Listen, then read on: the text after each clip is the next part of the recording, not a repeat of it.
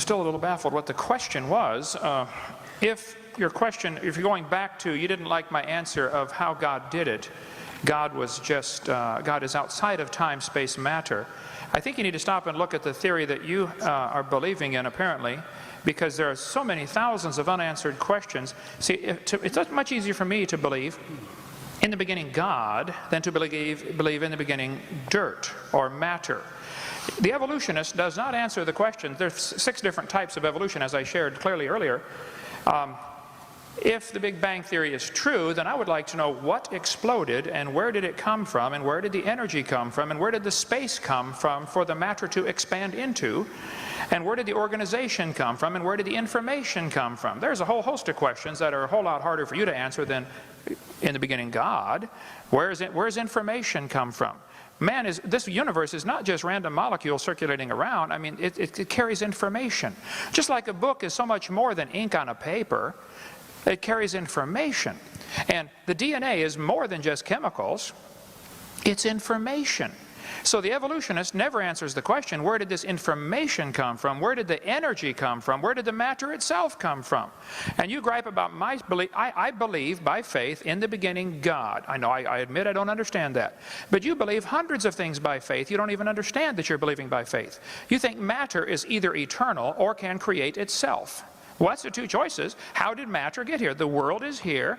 Where did the matter come from? Did it just happen by itself, or is it all just imaginary? We're not really here at all. You're faced with the option of, we're not really here, this is all just our imagination, or it had a beginning, or matter is eternal, which is both of the second 2 options are in violation of the obvious laws of thermodynamics. Matter doesn't create itself. And everything degrades over time, so either it had a beginning or it didn't. If it had a beginning, then what was before the beginning? I mean, there's so many thousands of things you take by faith. I say in the beginning God, and you say, well, this matter somehow either was always here or created itself, and then this matter somehow became alive, and then this first living thing learned how to reproduce, and then it learned how to make something other than its kind. I mean, even though nobody's ever seen that, nobody's ever seen a dog produce a non-dog. Or you mentioned about, the fact that a wolf and a fox and a dog coming from a common ancestor off Noah's Ark in only 4,400 years. For heaven's sake, you believe they came from a rock. I mean, come on. I don't think my theory is that silly at all.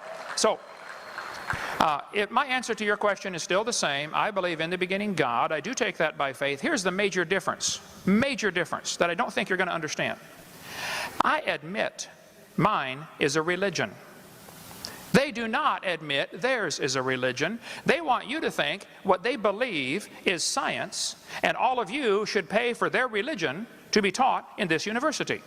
And that's the situation we have today, and that's unfortunate. There have always been situations where the majority taught something. I mean, in the Soviet Union 15 years ago, if you stood up and said, hey kids, I don't believe in communism, I think capitalism is a better system, you would be in Siberia if you survived. And here in Emory University, if you stood up in your classroom and said, I don't believe this evolution theory is true, I think it's pretty obvious there must have been a designer to this system, you would be in intellectual Siberia. You would lose your job.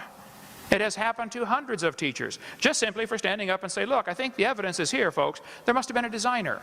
If I asked you to explain how computers came to be, but you cannot use man as your answer, I only want a purely naturalistic explanation for the origin of computers. Purely naturalistic. The answer has to lie within the computer. How did these molecules get together? How did this data get together? How did these plastic molecules come together and the different silicone chips? How did it happen? Your answer has to lie in the computer. I've already eliminated the only obvious answer to the problem at the beginning by my definition.